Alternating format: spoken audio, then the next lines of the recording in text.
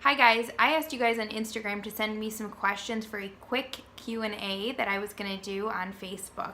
And so these are some of the questions that you guys asked me, and I'm going to go over them and just quickly give you my best answer for them.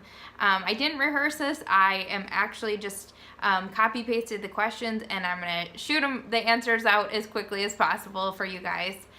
So why use cooking spray instead of cooking oil? Well, number one, I use cooking spray because it is less mess, and you don't get the splatter and all that from the oil all over. I'm all about keeping it quick and easy in the kitchen. So a quick spray of the pan is usually just enough to keep things from sticking, and really that's why you want to add oil anyway.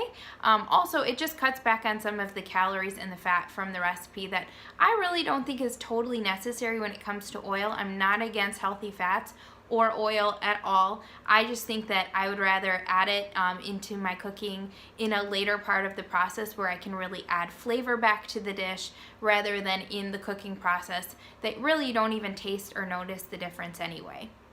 So that's why I use cooking spray. And I do use organic coconut oil cooking spray because you still get some of that oil, and so you want to make sure it's healthy fats. Number two, food prep for baby. I'm having my second baby, and I was wondering how you prepped for Maddie, and if you had a second baby, how would you do things differently? That's a really good question. I actually, when it came to prepping for Maddie, I did a huge freezer batch cooking, and you can find that at Dashing Dish in the blog section. So if you just type in freezer, it should pull it up for you as far as how exactly I went about that. I was so thankful that I did that when I had her. I had no idea how busy you are and how tired the first month or so that you have a baby, and so just to have some dishes made ahead of time was a huge lifesaver. And I have my sister living as almost my next door neighbor, and I still just found that it was so helpful to have that food on hand, because oftentimes when people come to visit, they want to see your baby, they want to see you. No one's looking to cook, and so if you don't have food, it's kind of like, okay, everyone's just bringing carry out or takeout, and eventually you'll get kind of sick of eating that. So if I could do it differently, I wouldn't do anything different actually. I prepared, like I said, about 2 weeks worth of meals and snacks, and I found that that was just enough to carry me through. Now, I did not have a C-section, so I think if I had a C-section or a longer recovery period, I might need a few more dishes, and I think in that case I probably would have relied on friends and family to help me a little more for that. But yeah, I wouldn't have done anything differently, honestly. I found that 2 weeks prep was about just as much as I needed, and again, just meals and snacks, healthy snacks. You need a lot of them, especially if you're breastfeeding in the beginning, because you're hungry. So I'm always on a diet and feeling like I should go on a diet, but I always feel hungry on a diet. So how do I start clean eating? That is a great question. As far as diets, if you know anything about Dashing Dish, I really preach against diets all the time, because I personally have found that there are just so many negatives when it comes to diets and really nothing beneficial that comes from them. Now, a lot of people think I just need a plan, and so how do I get started if I just want to live a healthy lifestyle? Because that's really what people are looking for, is a plan that's written out for them when they're looking for a diet. So what I would suggest to you is to start changing your focus from a diet where it's starting and stopping, and think about, how can I live a healthy lifestyle? So how can I change my eating habits so that over time I'm making small, simple changes to eat healthier overall? And so instead of just cutting out things out of your diet and saying, I can't have this or that anymore, start to think about, what are some healthier swap outs that I could add in instead of this? So let's say that you like McDonald's and you really love their hamburgers. What are some healthier ways that you could just kind of cut back on some of the processed junk? Maybe it just means starting by cutting out the bun and just eating the burger. Just small, simple changes over the course of time, and then you will eventually be walking out and living out a healthy lifestyle. And you'll think, how did I go from A to Z? I didn't even start and stop something. But really, it just is all about those everyday choices and finding healthier or better options when it comes to food that we put in our body. Where can I find a plan of what to eat and not to eat? So here we go with the plan again. I think everybody really does want a plan when it comes down to it, and that's why at Dashing Dish we do have a meal plan builder that makes it so easy. You don't have to plan ahead because we have two options. You can either make your own meal plan and grocery list by dragging and dropping recipes. We have over 1,500 clean eating recipes at Dashing Dish. All you have to do is drag them and drop them into a calendar. You can do 2 weeks, up to 2 weeks in advance, and all the recipes are so easy and simple, and it makes a grocery list for you as well. So you just bring your iPhone, or you print your grocery list if you like to print, bring it to the store with you, and you have everything you need to make those recipes. Or if you're just not a planner at all and you want the work done for you, we offer pre-made meal plans that you also get with the membership. So we kind of just did all of the planning for you so that you know exactly where to start. And clean eating is a guaranteed way to not diet and not look at what you can and can't have, but it just allows you the freedom of feeling your best, looking your best, eating real food, and that's what it's really all about, is living a healthier lifestyle. Baked goods, should I refrigerate them? So that's a good question. Really anything that you bake, especially at home, I always recommend refrigerating it if you don't eat it within like 3 days, because there's no preservatives in it. So there's no chemical preservative that you would get, say, in a muffin at the store. So they are going to go bad a lot quicker. If you don't like them refrigerated, try putting them in your freezer and then just microwaving them or thawing them on the counter, and then they taste pretty fresh, in my opinion. I like to do this with muffins, no-bake protein balls, the protein bars on my site, all the baked goods.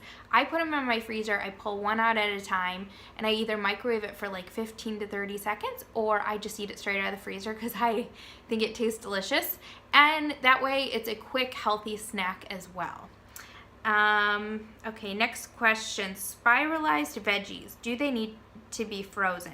No, and actually I wouldn't freeze them at all, because usually if you freeze a vegetable, there's a lot of water content and they'll just turn icy, and then when you thaw them, all the water comes out and they're just kind of weird texture and consistency. So I would not freeze spiralized vegetables at all. How much protein should be in a meal? That is a very specific question. It totally depends on your age, your weight, your height, your activity level. Just so many factors go into that question. So I really can't answer unless I know everything about you and your lifestyle. However, I will say that having a good source of protein with every meal and snack is so beneficial for your body to work its best. You'll feel satisfied. You won't feel like you're having as many cravings. You'll feel like your energy levels are pretty stable. You're not feeling tired and like you're craving things throughout the day. So protein is a really good, beneficial macronutrient. So a good source of protein are things like lean proteins, so turkey, fish, chicken, a lot of dairy products, so like string cheese if you're looking for a quick protein fix, any cheeses, Greek yogurts,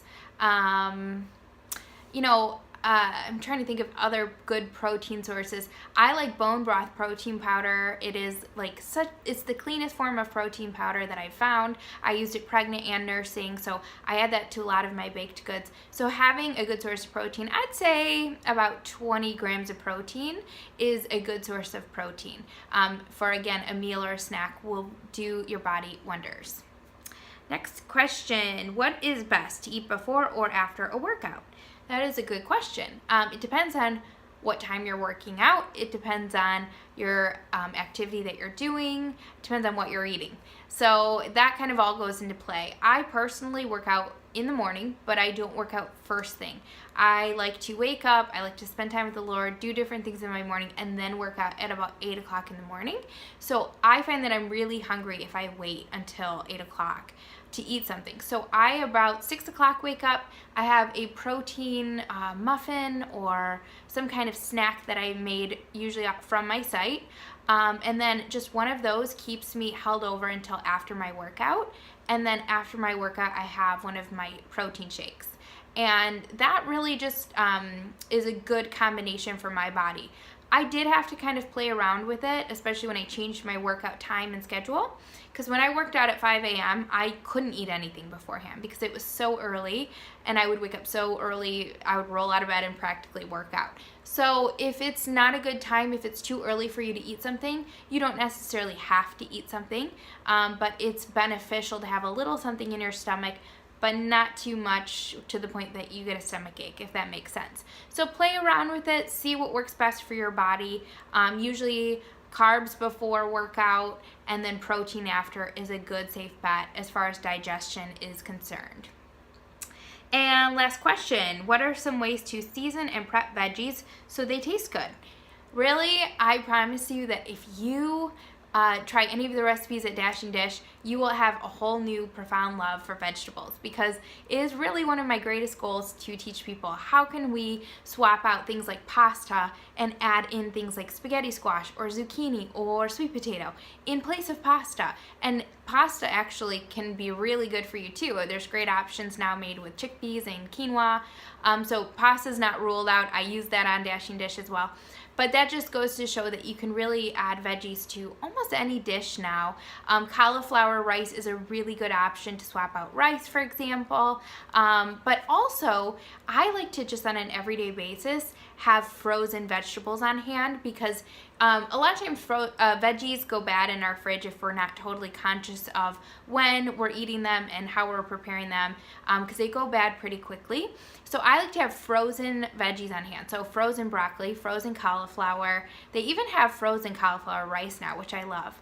And then put it on a pan, sprayed with a little cooking spray. Put some Parmesan cheese because it adds a lot of flavor for not a whole lot of calories. And then some garlic powder or other seasoning mixture, some salt and pepper. And then I roast it. And the Parmesan cheese gets kind of crusty and bubbly and delicious on the veggies. And I don't thaw them ahead of time. I just let them roast in the oven, and they come out a really good texture and flavor. So I do have tons of recipes for like roasted broccoli, roasted green beans, things like that on my site, so I hope that helps. Yeah, just check out my recipes and you'll be amazed at what you can do with veggies to make them taste good.